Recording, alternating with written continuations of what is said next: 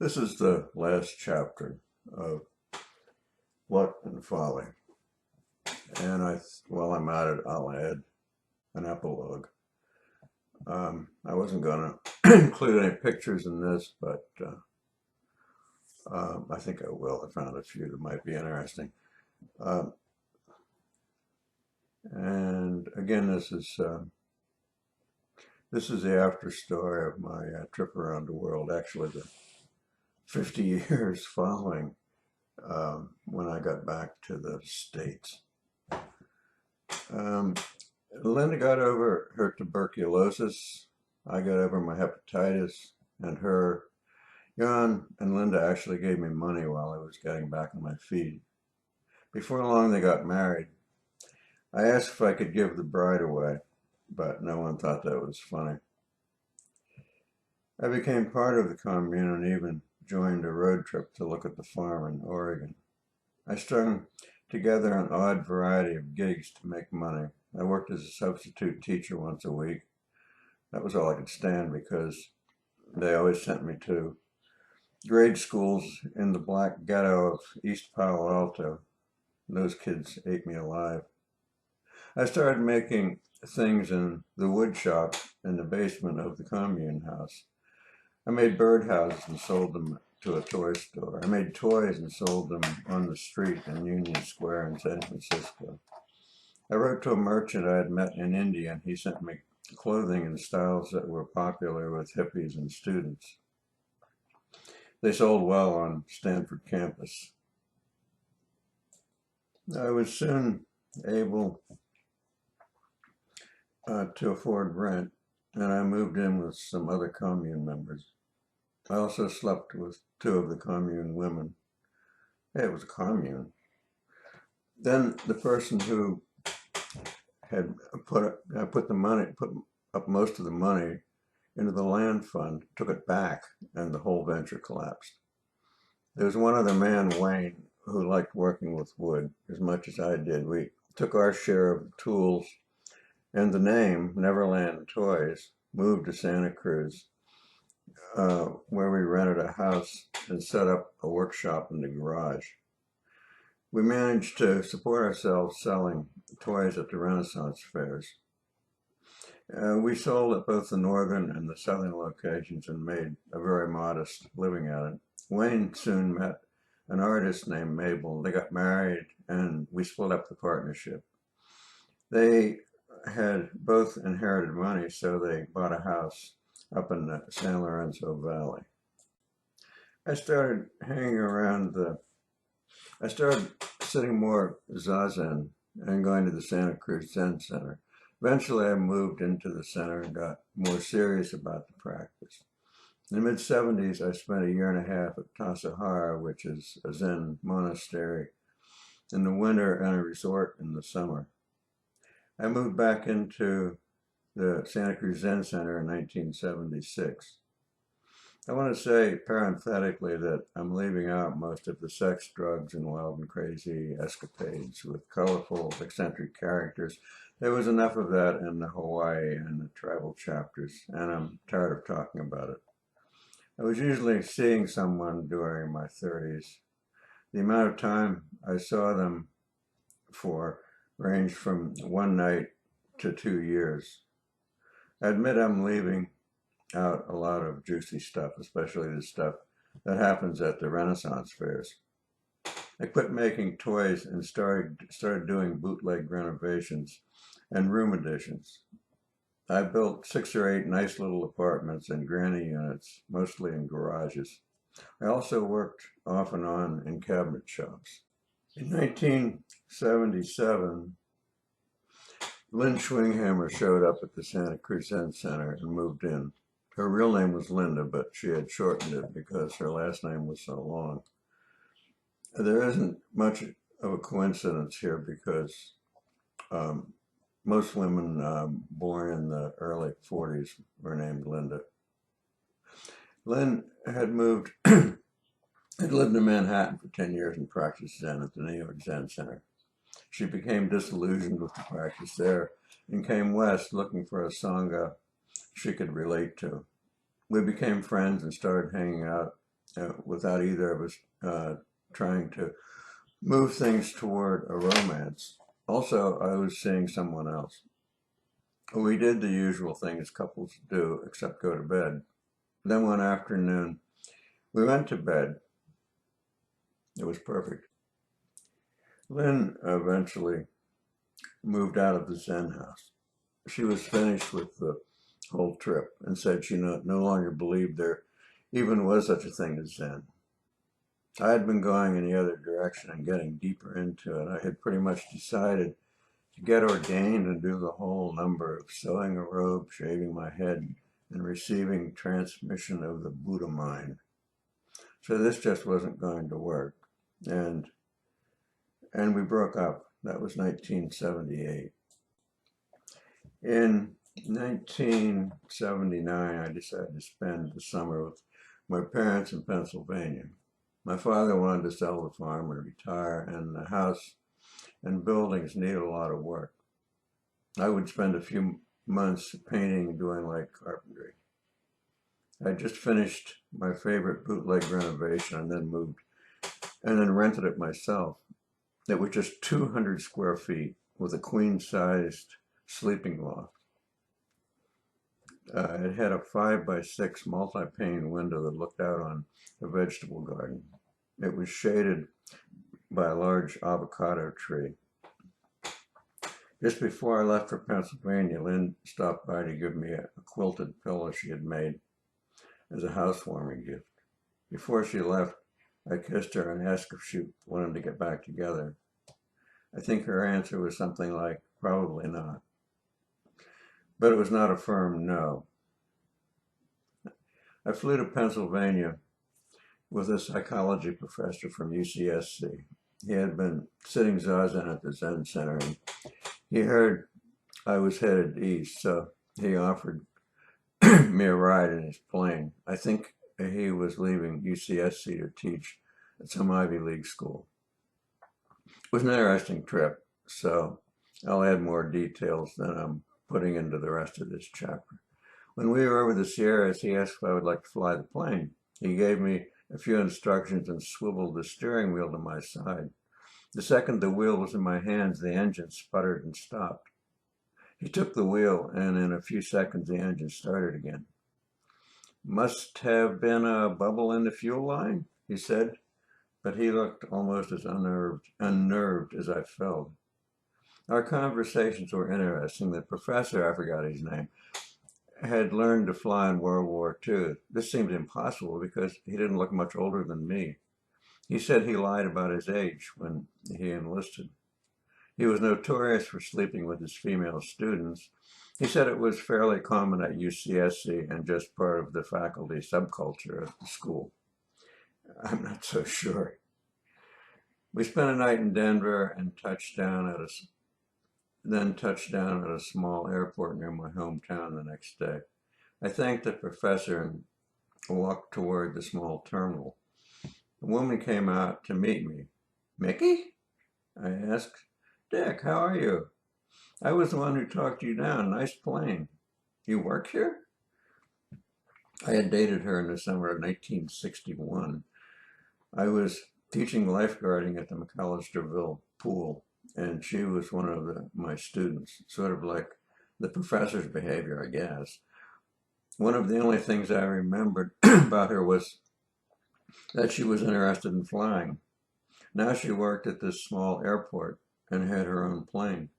She was married to a man that looked too large to get off the ground in her plane.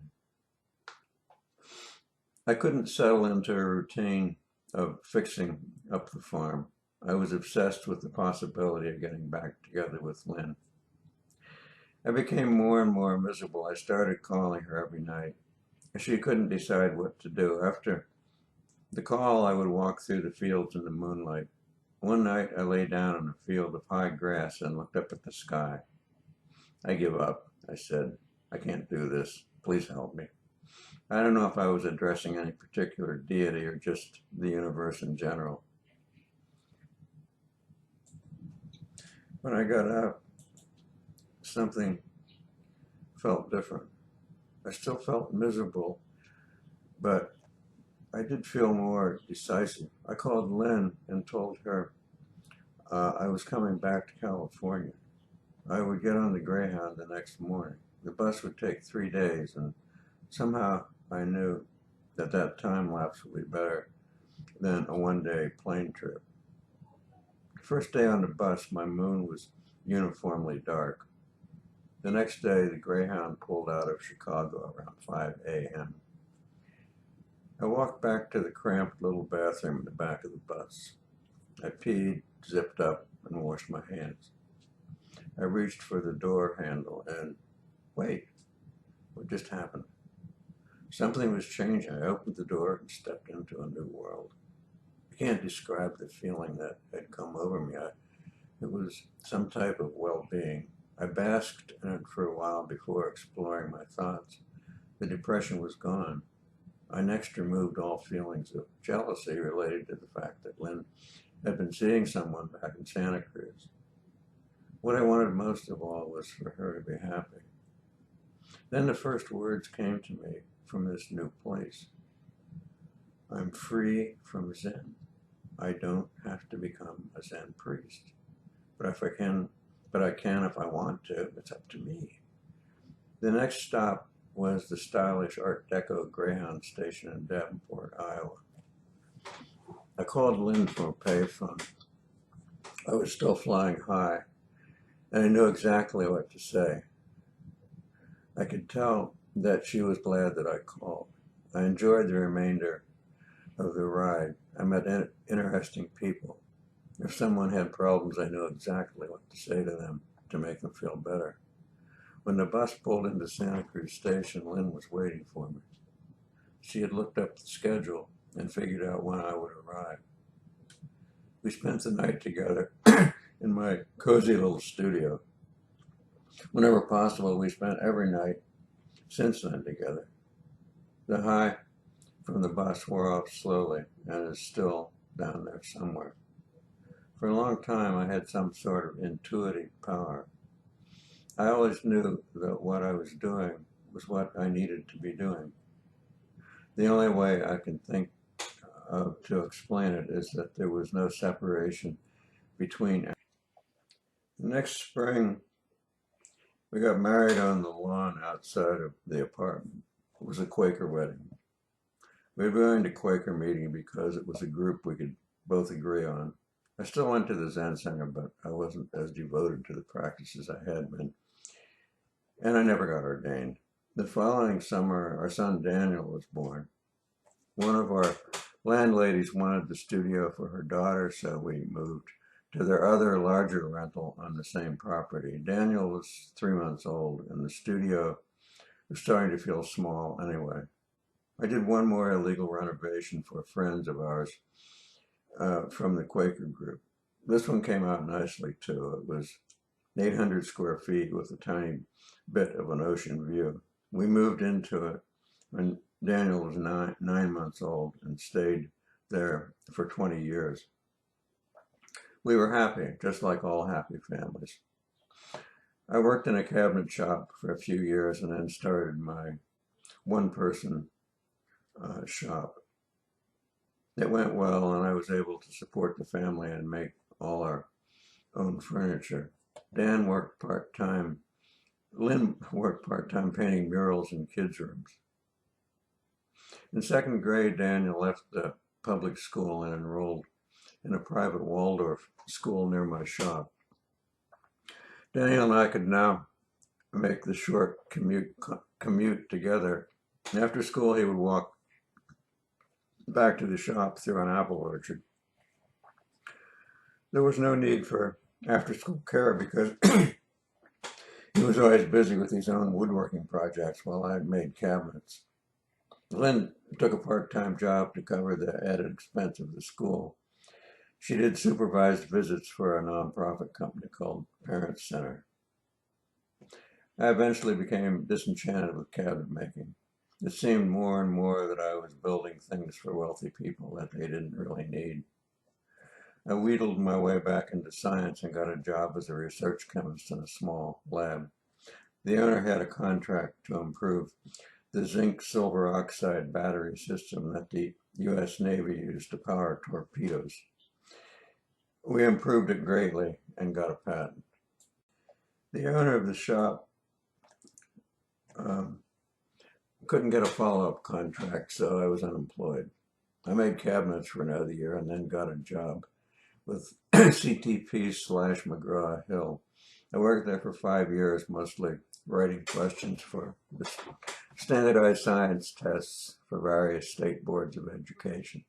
After I quit, I continued to do the same type of work freelance from home, and I'm still doing it. Actually, most of the testing companies seem to have gone into limbo during the pandemic, and I'm writing this memoir as a way to feel productive and stay sane.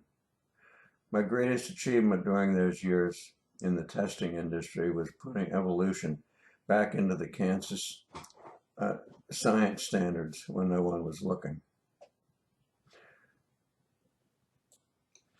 A little more about the family. When Daniel was 2, we started spending 2 weeks every summer car camping in Yosemite high country. One year, Lynn said she had some friends who spent all summer in Yosemite. I said, let's do that.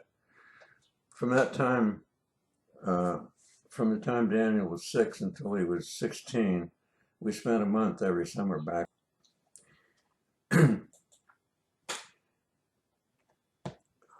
When it came time for Daniel, now Dan, to choose a college major, he really had no choice.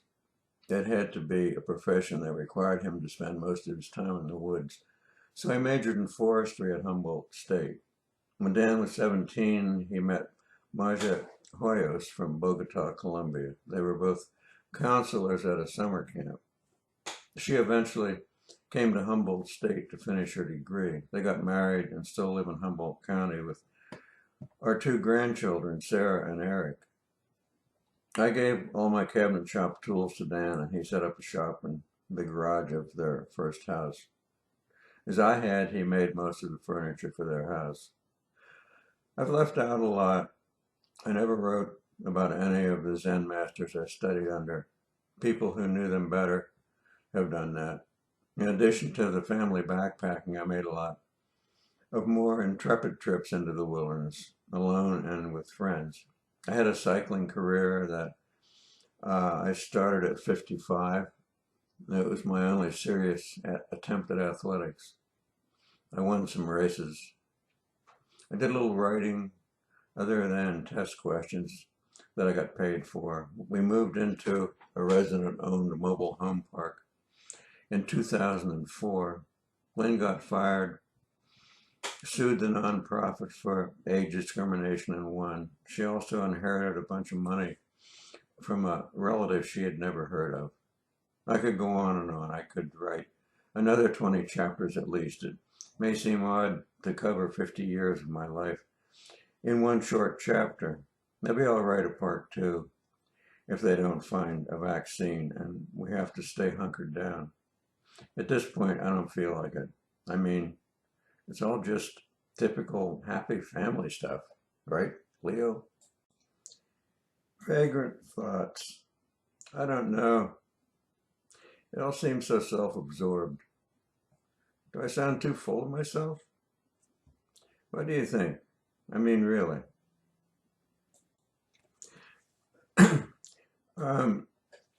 I have an epilogue too. It's short, so I might as well tack it on at the end here. You may be wondering what happened to some of the people in this memoir. Maybe not. Here's what I know and what I don't know. I never wrote to Wayne and Janie Jolly, and I don't know what happened to them. I lost touch with Fred. The last time he visited was maybe 12 years ago. In the end, the obesity and the alcoholism just got to me. Nataraja Guru died in 1973 at the age of 78. In 1975, I was staying with a girlfriend in a cabin in a remote part of the Santa Cruz Mountains. The cabin belonged to a friend who was out of town. We dropped acid and I had 2, I thought, past life flashbacks. First, we were sitting in front of the cabin looking down the hillside, and then we were sitting in front of a different cabin in Scotland looking down a hillside. Now I was a woman and she was a man. Second, we walked naked up a path towards the top of a hill. We stopped and embraced, and then we were in Kerala. And we were two 12-year-old boys. We were embracing as we stood at the pass on the path to the hut to the small market. We were sons of English colonials. In 1980, Lynn and I landed in Honolulu to begin our honeymoon. I think it was 10 years to the day since the day that I left in 1970. After that, we went to McAllisterville, and I finally did help fix up the farm to prepare for its sale. Next, we visited Lynn's friends in New York and Vermont and took the train across Canada to visit her parents in British Columbia. Our honeymoon lasted 4 months, and we spent most of our savings. I called Rutka while we were in Honolulu, but he was so sick with the flu that he couldn't talk. I never heard from him again. I didn't go to the Eiffel Tower in 1984. Sometime around 2008, an old Zen friend told me my Zen experience wouldn't be complete until I received transmission. Sometimes I wonder, but not for long. Eight Finger Eddie died in Goa in 2010 at the age of 86. With the exception of occasional trips to Nepal, he had lived in Goa since his arrival in 1966. Arcata has a minor league baseball team called the Crabs that is very popular. In 2015, I went to a Crabs game with Dan. Jan and Linda were there, sitting in the front row behind home plate. Linda was thrilled to see me. Jan was cordial. She goes to every game, so I see her about once a year when Dan and I go. In 2019, Lynn and I spent 2 weeks on Molokai. One day I hiked to the rim of the Waialae Valley and back. On the way back down, I got lost in the dark, wet jungle. Jan from the original expedition and I reminisced by email. Stan died in December 2019. I miss him. Riley developed Parkinson's in 2019 and died in 2022. Except for the ones I've already mentioned, I don't know what happened to Holly, Joe, Mel, Lou, Mike, or any of the other people from Hawaii, or any of the people I met traveling. I finally read the letter from my mother that I got at the Gurukula in 1971. It was mostly news about relatives in McAllisterville. That part's no longer of much interest to me. My mother did make one interesting remark related to my business mail, which was being sent to her while I traveled. Quote, "The job in Penang was for various teachers, including chemists, to teach at a new university beginning in fall of 1971. I have no memory of that job offer. It's probably fortunate that I didn't move to Penang. But then, and that is the end of Luck and Folly. I really would like to know what people think of it. And I really would enjoy rewriting the whole thing and doing a better job of it. If anyone expresses any interest in it, I don't know, maybe I could sell it. Be worth a try, I think. And I think it was a good story. Thanks for listening. Goodbye.